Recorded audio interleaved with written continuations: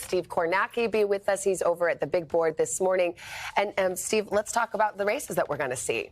Yeah, an interesting range of possibilities just in terms of that question of when we're going to know. And a reminder, we say every vote counts, every seat counts here. 50-50 Senate, Republicans needing just 5 seats to take the House. That's the closest a minority party's been in a midterm in almost a century coming into a midterm. So when do we start getting some clarity? Well, here are some key early states tonight, I think, to take a look at 7 o'clock Eastern time. The polls are going to close in Georgia. Now, it did take a long time in 2020 to get the results called in Georgia. But the key here is that there have been some changes in how they count the vote or how they're planning to count the vote and release the vote in Georgia that could get a sped up count. So it could be in that 7 to 8 o'clock hour tonight out of Georgia.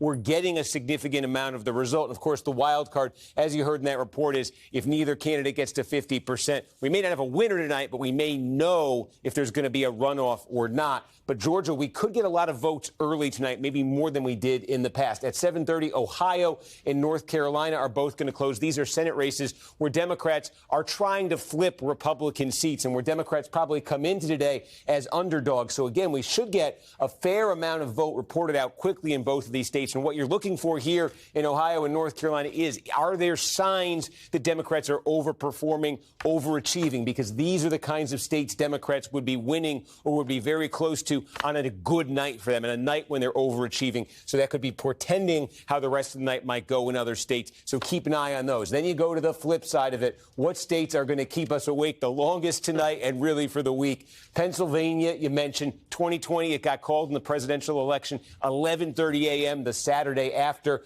Might be a little bit faster. They're allowing the counties to count overnight. They're encouraging them to. And then Nevada, Arizona, I just think those are going to be the longest, and you're not talking hours, you're talking potentially days, and we could be waiting on Senate control for either or both of those states. All right, Steve Kornacki. Steve, thank you. Long night ahead for you guys. Yeah, it's going to be a long one. And a reminder, we will be here. We'll bring you the very latest results and analysis throughout the night.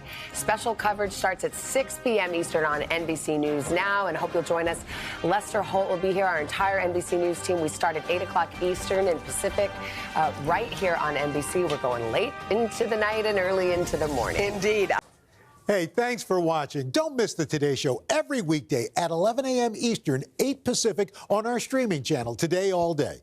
To watch, head to today.com/allday or click the link right here.